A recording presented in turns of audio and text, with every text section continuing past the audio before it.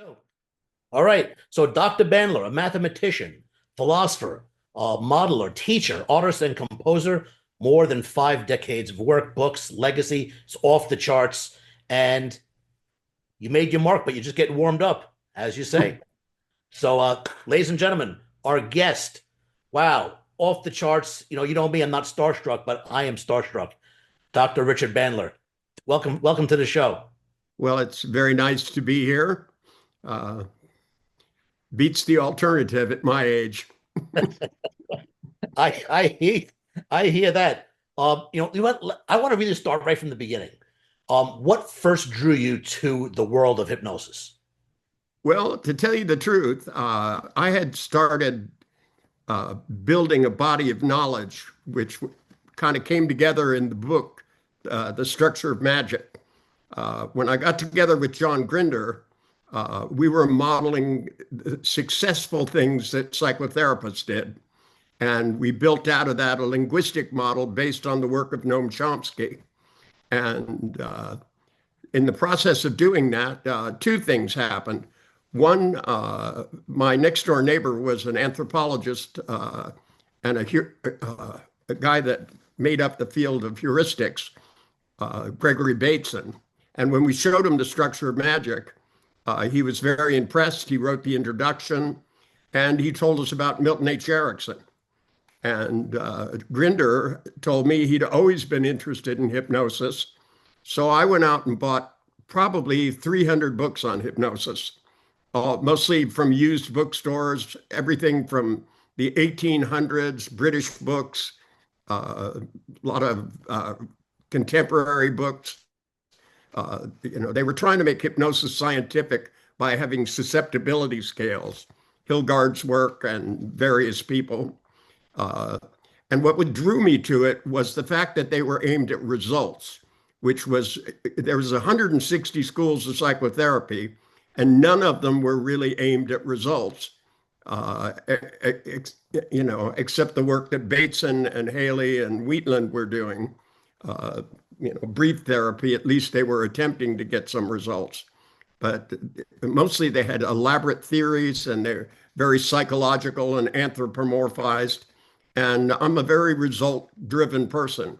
And I like the idea that you could hypnotize somebody and do pain control, that you could hypnotize somebody and get them to quit smoking. That the idea that you could get a result and that you could get it quickly. And, psychotherapists were so superstitious about it at the time. They were going, hypnosis is bad. It doesn't exist. It only treats the symptom. If you suppress the symptom, it'll come out somewhere else. I had all this mishigas going on. Literally in California, marriage and family child counselors had to sign a thing swearing they would never do hypnosis upon, the penalty of forfeiting their license. And most psychotherapies have hypnosis inside them. They just don't know it.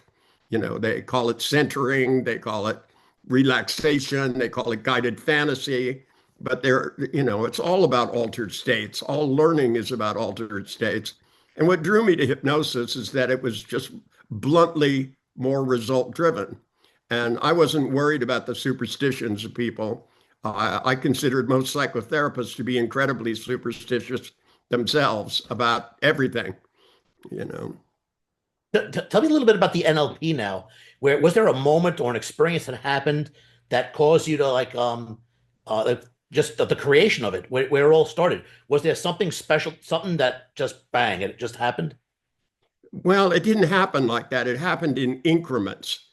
That, once we had the meta model, which is a formal representation of the intuitions that were used by myself and by, Satir and other psychotherapists, the linguistic model, the rest of it kind of fell out piece by piece. There were events that taught me levels of NLP. The actual name came from being pulled over by a highway patrolman. That story is great. And having 3 books on the floor. And when he said, "What do you do for a living?" I took John Grinder's linguistic book and PDP 1134-8 programming manual and a neurology book and went Neuro-Linguistic Programming. So that's where the name came from. In terms of the things, one of the events was that Gregory Bateson, who lived across the driveway, had been married to Margaret Mead years before. He met her on a leaky dig in Africa, and she had come to visit him, and he was in his 80s, and I think she was too. And I was running an experimental group at my house across the driveway with a bunch of young college students. And he came over with Margaret Mead, and there was a young guy in a deep trance. And Gregory said to me, he said, "Can you make him talk backwards?" And I just had never considered that as a thing to do. But having grown up working in recording studios, I thought, why the hell not try? So Yeah. I literally set up yes, no finger signals. And I told him, I said, "I want your unconscious when I wake you up to speak backwards. Do you understand?" And I got a yes signal. And I said, "Make the adjustments to be able to speak backwards and raise your yes finger when you're ready." And the yes finger came up. And I brought him out of trance, and he started talking backwards. He went, and Gregory turns around and says to him, and they both go back and forth. And then I knocked him back into a trance, and I told him when he'd wake up, he'd tell me exactly how he did it. And he came out of trance, and he said, "I wrote what I wanted to say out. Then I wrote it phonetically. Then I reversed the letters and sounded them out." And it was such a good strategy that it would be learnable for anybody. And as it turned out, Gregory did the same thing. And he had learned to do it years ago. Somebody had taught him to do it. That our ability to learn things, because in a nutshell, hypnotic learning and NLP are based on the same thing. When people can do things in trance that they can't do in the waking state, I started asking, how is that possible? Same brain, what makes it possible? They're doing something that they're not doing in the waking state. Oddly enough, you can take bad spellers, put them in a trance, and they can spell words they can't spell in the waking state. And part of the reason is that they go about it differently. And if you can get people to do that on purpose, then they build new cortical pathways, because in the end, all learning is neurological. That's the fact that the guy came up with that entire process on the spot, which has actually got a lot of steps and quite complex. It was able to do it on the spot. It just shows you the ability of the subconscious mind to put all those pieces together. It's incredible. Well, people do amazing things in altered states. Sometimes it takes them years to get there, and sometimes it takes them minutes. It's just a question of what people have access to and what the circumstances are and what personal history they have to draw upon. You've often said that hypnosis is very misunderstood. And like I always tell people, I can go to the mall, ask 100 people about hypnosis, and everybody would have like a wacky, wouldn't be able to answer the question properly. What are some of the biggest myths still lingering today? How do we solve this issue? What do we do? Well, hypnosis has always been misunderstood. Part of it is because there are bad people that used it. There are people that were afraid of it, so they blamed everything bad upon it. They got it mixed up with brainwashing. And, brainwashing is different. Coercion is one thing.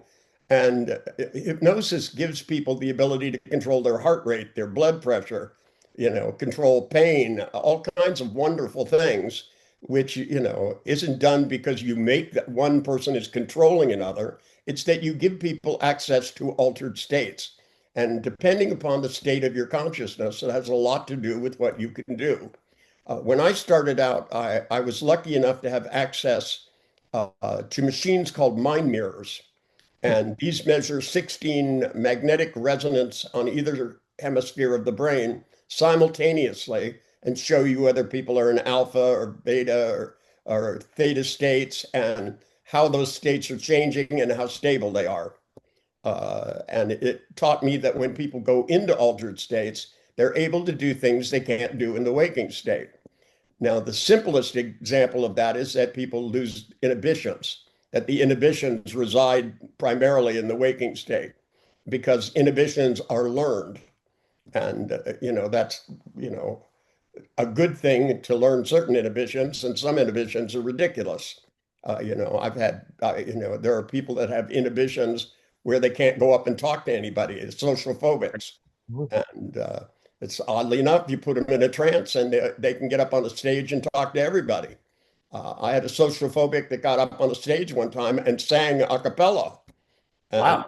and when I put them back in the trance, they had memory of doing it, but they kept saying, "I can't believe it was me." And, we had it on film. We showed them and they still couldn't believe it. It's one of those things where, what if we don't alter the waking state to include these things, then everything disappears in amnesia. Hmm. And I think that's one of the big mistakes hypnotists make a lot. They get changes and then they don't seem to last or stick. That's That's a one of great, the that's a great. psychological complaints about hypnosis, is that it doesn't last. But it lasts if you alter their state of consciousness in a permanent way. Yeah, that's a great, great point. Man, it's speaking my language here 100%. I love this. How have you, over the past 50 years, how have you seen the field of hypnosis evolve? Well, in many senses, it's come out of the shadows. It was so poo-pooed that Milton Erickson, who was a psychiatrist, almost lost his license twice for trying to promote hypnosis. And he was very strict. He only let into the American Society of Clinical Hypnosis psychologists, medical doctors, and dentists, which meant I wasn't qualified to join his society. Fortunately, he liked me, so he taught me things, but I couldn't join his society. Oh, The smaller societies would hire me to go in and talk because I understood a lot about Milton. They didn't, because they were all thinking in Freudian terms and psychological terms and trying to explain what he did as a matter of psychology. And that's like trying to explain something by mythology. It just doesn't work. But when you explain it neurologically and linguistically, it becomes learnable, and people can do things that they can't do otherwise and learn things. I've learned more from studying neurology and linguistics than I ever did from studying psychology. that's incredible. What going forward, like what still excites you? Like what about the field of hypnosis? What do you feel it's really going to be like the future? Well, I have a feeling that neurology has gotten very sophisticated in the past 40 years. And that's provided me very good explanations for things, and then different ways of looking at things. And people like Elon Musk are now connecting neurology with machinery. And I think somewhere in the middle of that, we're going to discover that what we call hypnosis, which is kind of a catch-all name for a lot of stuff, is going to become very precise, very scientific, and very applicable for problem solving. In my career, I've gotten things done that I can't explain, to tell you the truth. Uh, there was a doctor in London that asked Paul McKenna to cure somebody of hysterical blindness. And Paul didn't know how to go about it. So he called me, and together we got this blind person to be able to see. And what motivated him was he'd never seen his daughter's face. And something happened where he lost his sight before his daughter was born. And we got to the point where he could see her face so clearly, he could see the lines on her lip. The Wow. doctor called up and apologized for sending the client, and said to us, he said, "I'm sorry, I got back the MRIs. It's real blindness, not hysterical. So you would be wasting your time." And when we told him he can already see, the guy, it was unacceptable. We have this on film, by the way. Paul was making a TV show, It's incredible. uh, and we have the doctor trying to explain to us, what he couldn't explain. So making the blind see, I've gotten, the lame to walk, and I've gotten people out of pain that were not supposed to be able to. Uh, I've gotten people who had damage and they weren't supposed to be able to talk again. all kinds of things, physical things, and tremendous results with things like, getting rid of bad memories and that haunt you, and working with athletes to perfect their skills, not all repair things, but generative things as well. Getting kids to learn better and quicker and more stable. I've gotten writers with writer's block to be able to write, musicians that were stuck and couldn't write songs to be able to do it. And, when I studied creativity and found out that creative people go into an alpha state with regular theta spikes, and those were the moments where inspiration came. So doing it on purpose becomes something where hypnosis becomes a skill where what would normally happen randomly as a course of events, you can control and do on purpose. And, create new ideas, new learnings, new understandings. I think it's going to interface with AI in an incredible way.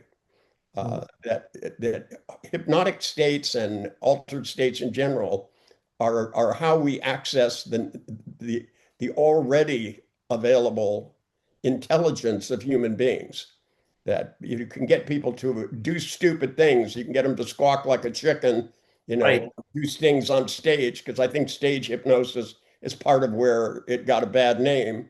And I don't think it should, where everybody refused to study stage hypnotists. I did, to find out which ones were getting people in trance and which Mhm. ones were just getting people to do things on the stage because they wanted 5 minutes of fame. Exactly. Some of the hypnotists that I met that did stage hypnosis were highly skilled, and some of them couldn't put a person in trance if their life depended on it. But yet there were people like Pat Collins who had a TV show for years on television until they found out she was gay. And then in that time span, that was such a bad thing that, when I met her was years later, and she was in a casino doing a stage show. And I went to see her because I'd seen her as a kid on TV, and she was an excellent hypnotist. And then she started telling me about her work with children with cancer and teaching them to control their pain and to be more optimistic and all kinds of things. She was a wonderful hypnotist. And I don't think every stage hypnotist is a charlatan. Some of them, do Right. really good work and finance it by entertaining people. And certainly there's nothing wrong with entertaining people. Good Lord, the world's so grumpy as it is. A little entertainment would go a long way. I'm glad you're saying this because I was a stage hypnotist for a long time. So I'm very happy to feel that way. Um, so for new hypnotists, new NLP practitioners, what is something that they really have to learn that nobody's teaching? That all learning is neurological, and that our job is to provide the context so that we can grow new cortical pathways. If you understand that instead of a psychological understanding, your skill level will go through the ceiling. Hmm. And certainly the foundation I provided for both are the language patterns, the Milton model language patterns, the meta model question patterns, and a whole plethora of techniques that in and of themselves induce altered states, whether it's quickly, it may even appear to be done in the waking state, but you don't have to alter people into huge, deep trances to make permanent changes. And, there are learning strategies in NLP. There's a plethora of knowledge available. And I don't think most people starting out understand that hypnosis is a tool. And primarily, I think of it as an amplifying tool, that it amplifies your ability to do things. That if you're an athlete, it amplifies the skills you already have, that your control over your state of consciousness. When you watch a baseball player go up and he taps the bat on the plate and then steps in and swings it a couple times and steps back out, he's going back and forth. He's trying to adjust his state of consciousness. And, some days they do it better than others. And many of the clients I've had that are professional athletes, my job is to teach them to be more consistent. Or if they get into a slump, how to get out of it so that they can go back to a proper state of consciousness where their skills shine. And that's no different than what I do when I work with learning disabled kids. or adults that have had too much therapy and think they're never going to change. Mm. Uh, I do demonstrations on the stage where I change people in a matter of minutes. And sometimes I think people miss the trance because they're so busy listening to the content of things. And content is not the most important thing of all. Content is the tool we use to educate people so that at the neurological level, they can change the way they think. Because if you change the way you think, it will change how you feel, and therefore change what you're actually capable of accomplishing in life. I seen you do it firsthand. I was actually blown away. I'm not a spring chicken myself. I'm doing this a long time, and it's so misunderstood, and people think that they know that they're learning techniques. There's teachers teaching stuff, and it was like a smidgen of what I saw you accomplish on stage. It was actually like one of the most amazing things I've ever seen, where the stuff that a lot of people are teaching now is just nowhere near what the level of what you can accomplish and what you can do. It was really off the charts. It was amazing to me. Well, I'm trying to raise the level of what everybody can do. Yeah. That's my job. And if I couldn't do it, I couldn't teach it. And I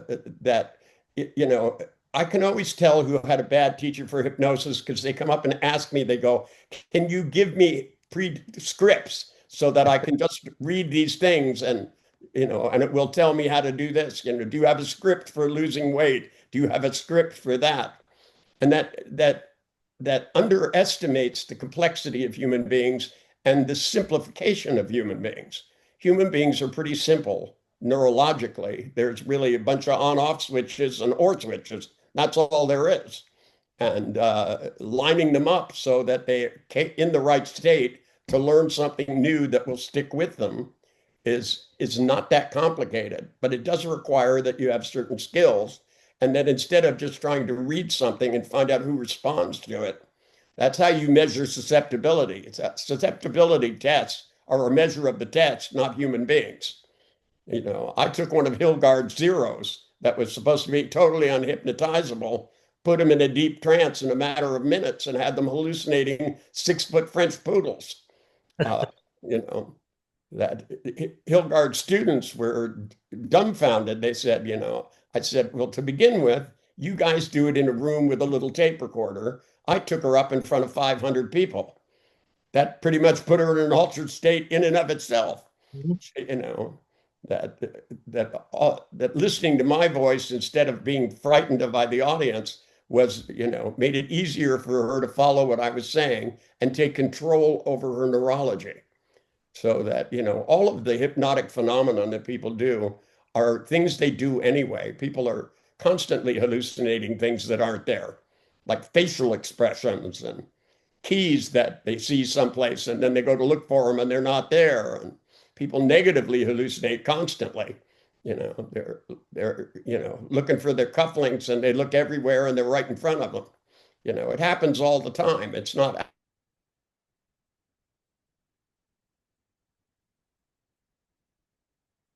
difference between the two is an important thing for a hypnotist or a neuro-linguistic programmer. Our job is to find where that limit is and to build new maps so that they can function better, or to alter the maps that are there so that they work. Because a lot of people have a lot of ideas that don't work. We see this all the time on television. Yeah. Yeah, you know. So you're speaking at the Hypnosis World Mid-American Conference, Chicago, middle of October. Um, what can the attendees expect from your keynote and from your workshop? I was blown away by that week. I thought it was the most incredible thing I would say the unexpected. Yeah, I'll tell you, I got the unexpected. Expect to see things that work because that's all I'm interested in. If something doesn't work, I don't have a theory to defend, so I'm lucky. All I have to do is keep the stuff that works. If it doesn't work, I don't keep it.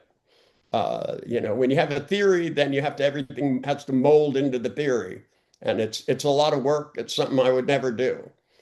Psychologists try to go into people's history to solve the future, and that just is, to me, that's just ridiculous. I don't need to know about the past. I need to know what's there and what it does, what it doesn't do, so that I can either get something that will work or alter something that's not working so that it will, one or the other.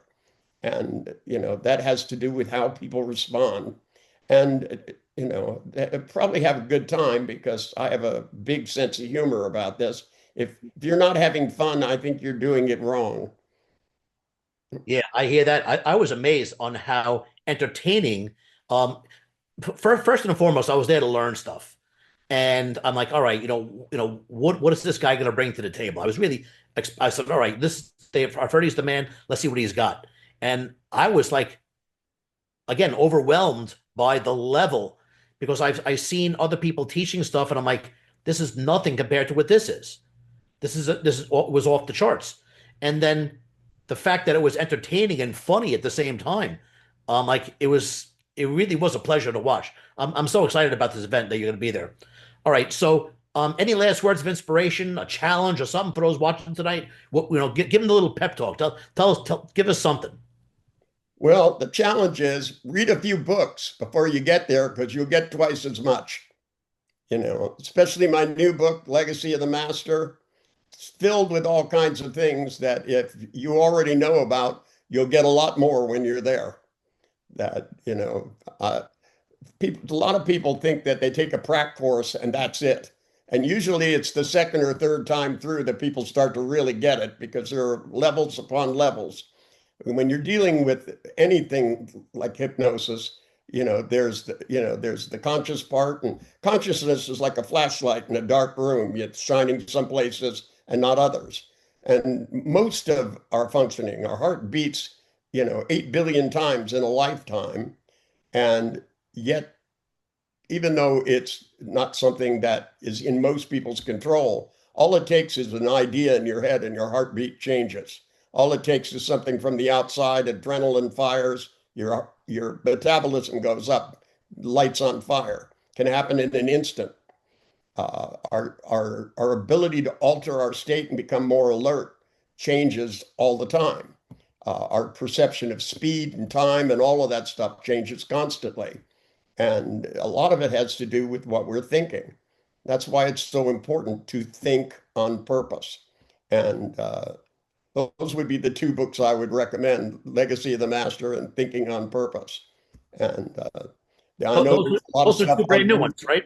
there's a lot of stuff on YouTube. The more prepared you are, the more you'll get from what I present. Because while there'll be more than one level going on all the time. Yeah, that's for sure. Take it from me. I always felt I was pretty experienced. I knew a lot of stuff, but then when I seen this, it was a whole new level. It was amazing how you combined mechanics, mechanical skills with an energy. It was like your ability to like toss energy at the individual or subject. That was the most incredible part to me. It was like you were basically wielding your influence. It was incredible. Well, you know what? There's a lot of people that just like hypnosis, all of these energy healers and stuff. There's so many schmucks doing it that it's hard to find out what's real. Yeah. And that's the one thing I'm a master at is weeding through bullshit and only keeping the stuff that works. And I studied all over the world. I went through India and South America, found all kinds of people that did healing and different things. And to me, it's mechanical. It's it's teachable, it's learnable, and it works. And oddly enough, I get people that you would never suspect coming to my workshops because they want to watch that part of it. And but to me, it's all intricately connected. And the more you use everything that works, the more powerful results you will get. Quicker, faster, better, longer lasting, because you'll be able to educate people at every level simultaneously. I love it. Dr. Richard Bandler, it's been an absolute pleasure. Anything else you want to add is all great. But we are very excited to see you. All I want to add is I'll see you in Chicago. I'm going to see you in Chicago. It's been my pleasure. Thank you for being here. Our fans love you, and I love you. I think you're amazing. I can't wait to see you again in person. Okay, well, I'll be there. Thank you, Richard. Have a great day. All right.